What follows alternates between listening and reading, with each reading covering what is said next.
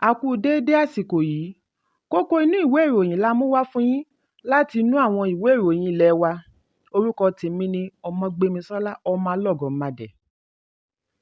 Mínísítà fún ilẹ̀ òkèèrè Yusuf Tuggar ti sọ wípé ìjọba ààrẹ Bọ́lá Tinubu kò ní àkókò láti fi ṣòfò lórí rògbòdìyàn tó ń wáyé lórí sàbùkè ààrẹ Tinubu. Lórí ètò tí ó wáyé lónìí lórí ẹ̀rọ amóhùnmáwòrán Channels ni Tuggar ti sọ ọ̀rọ̀ wọ̀nyí. Ó ní ààrẹ ti ní ìpàdé pẹ̀lú àwọn adarí lágbàáyé, èyí kò sì jẹyọ nínú gbogbo ìjíròrò wọn. Tuggar ní ó hàn gbangba wípé àwọn adarí ilẹ̀ òkèèrè kò ní ìfẹ́ sí irúfẹ́ ọ̀rọ̀ afàkókò ẹni ṣòfò bẹ́ẹ̀. Ó fi kún un wípé kò yani lẹ́nu wípé irúfẹ́ ọ̀rọ̀ bẹ́ẹ̀ ń wáyé lórílẹ̀-èdè nítorí ààrẹ àná náà rí irúfẹ́ ìpèníjà bẹ́ẹ̀. Ó ní ó ṣeé ṣe kí àwọn kan máa wá ọ̀nà láti ṣe ìdíwọ́ kúrò lójú iṣẹ́ ìdàgbàsókè pẹ̀lú oríṣiríṣi àhesọ ọ̀rọ̀, ṣùgbọ́n àwọn kò ní fi àkókò ṣòfò lórí irúfẹ́ ọ̀nà bẹ́ẹ̀. Tuggar ní kò sí ẹni tí ó máa fi àkókò ṣòfò lórí oyè gbígbà fún ẹni tí ó ti jẹ gómìnà ìpínlẹ̀ fún sáà méjì. Ó ní bẹ́ẹ̀ gẹ́gẹ́ ni wọ́n ṣe béèrè lọ́wọ́ ààrẹ àná Muhammadu Buhari wípé ǹjẹ́ ó gba ìta iléèwé kọjá fún ẹni tí ó jẹ́ olórí kíláàsì àti olórí akẹ́kọ̀ọ́ head boy. Pàtàkì jùlọ ni kí orílẹ̀-èdè gbájúmọ́ ìdàgbàsókè. Ìròyìn jábọ̀ wípé Ifásitì Chicago ṣe àgbékalẹ̀ àkọọ́lẹ̀ ìwé ẹ̀rí ààrẹ Bọ́lá Tinubu lẹ́yìn tí igbákejì ààrẹ ìjẹta Atiku Abubakar béèrè fún un gẹ́gẹ́ bí olùdíje du ipò ààrẹ lábẹ́ òṣèlú People's Democratic Party (PDP). Ẹ̀kúnrẹ́rẹ́ ìròyìn yìí wà nínú ìwé ìròyìn Punch tó jáde lónìí.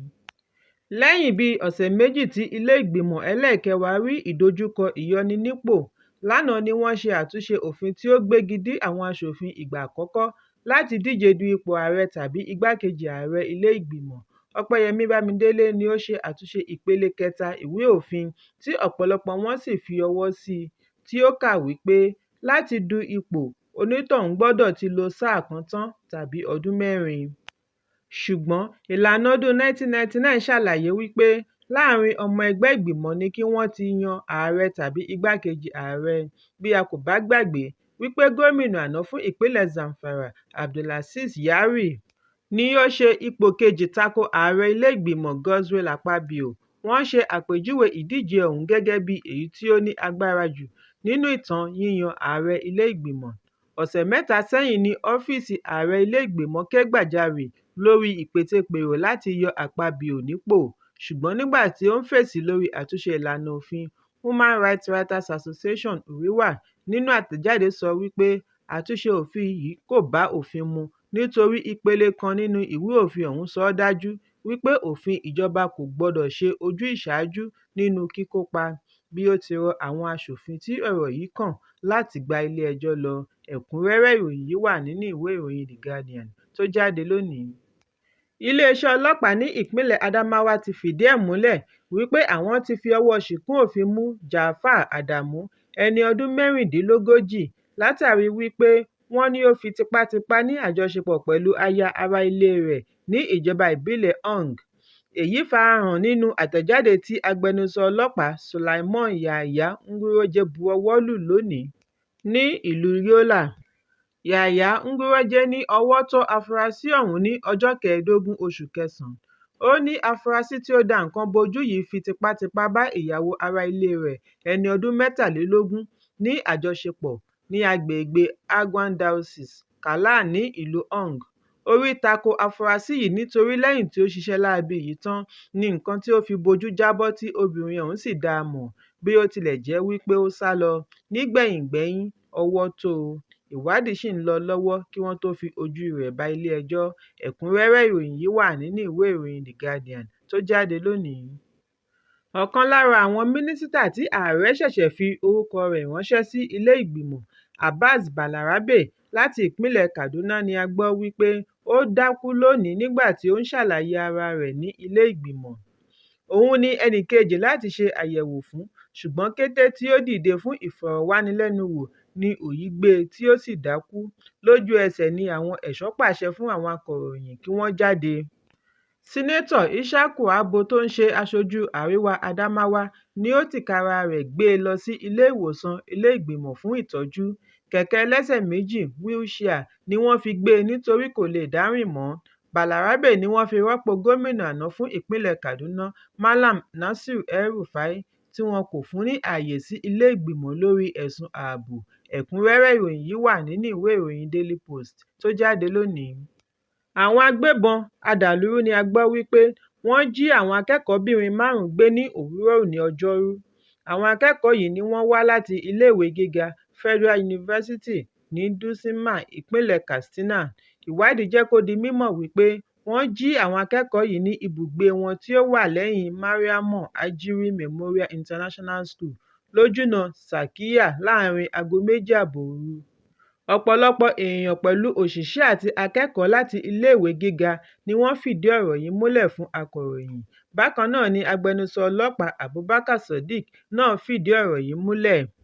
Ó ní àwọn tí wọ́n fura sí wípé wọ́n lọ́wọ́ nínú ìṣẹ̀lẹ̀ yìí ni wọ́n ti fi ọwọ́ ṣìkún òfin mú. Bákan náà ni ìwádìí ń lọ lọ́wọ́ láti mọ gbogbo ohun tí ó rọ̀ mọ́ ìṣẹ̀lẹ̀ yìí kí wọ́n sì ṣe àgbàkalẹ̀ àwọn akẹ́kọ̀ọ́. Ẹ̀kúnrẹ́rẹ́ ìròyìn yìí wà nínú ìwé ìròyìn Daily Post tó jáde lónìí. Ààrẹ ilé-ìgbìmọ̀ Godswill Akpabio ti sọ̀rọ̀ lórí ìlera Balarabe Abbas Lawal, mínísítà àṣẹ̀ṣẹ̀yàn tí ó dákú nígbà tí wọ́n ṣe àyẹ̀wò fún un ní ilé-ìgbìmọ̀ lónìí Ọjọ́rú. Balarabe tí í ṣe ẹnì kejì láti ṣe àyẹ̀wò lẹ́yìn dókítà Jamila Bio Ibrahim ni ó dákú lẹ́yìn ìṣẹ́jú 15 tí ó bẹ̀rẹ̀ àyẹ̀wò ní ilé-ìgbìmọ̀. Lẹ́yìn tí Balarabe sọ̀rọ̀ tán lórí ìdúró ni ó ṣubú lulẹ̀. Èyí ló mú Akpabio máa pariwo "ẹ fún un lómi, ẹ fún un lómi àti ṣúgà".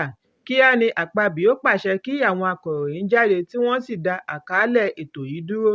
Akpabio ní Balarabe ti ṣe wàhálà jù síwájú àkókò tí ó fẹ́ wá fún àyẹ̀wò. Akpabio ní Balarabe Abbas Lawal fìdí ẹ̀ múlẹ̀ wípé òun kò sinmi rárá síwájú àkókò yìí. Láàárín ẹ̀ ni ó tún dákán wá sí Àbújá fún àyẹ̀wò. Ẹ̀kúnrẹ́rẹ́ ìròyìn yìí wà nínú ìwé ìròyìn Daily Trust tó jáde lónìí. Alága gbogboògbò fún ẹgbẹ́ òṣèlú All Progressives Congress (APC) Abdullahi Umaru Ganduje ti ṣàlàyé ìdí tí ó ṣe àbẹ̀wò sí ààrẹ àná Muhammadu Buhari ní ọjọ́ Ajé ọ̀sẹ̀ yìí ní ìlú rẹ̀ Daura, ìpínlẹ̀ Katsina.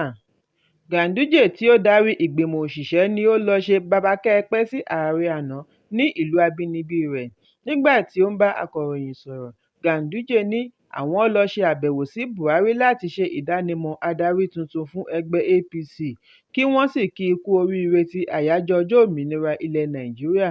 Ganduje ní àwọn lọ kí i fún ìṣọ̀kan kí àwọn sì dúpẹ́ lọ́wọ́ rẹ̀ fún akitiyan rẹ̀ lórílẹ̀-èdè fún ọdún 8.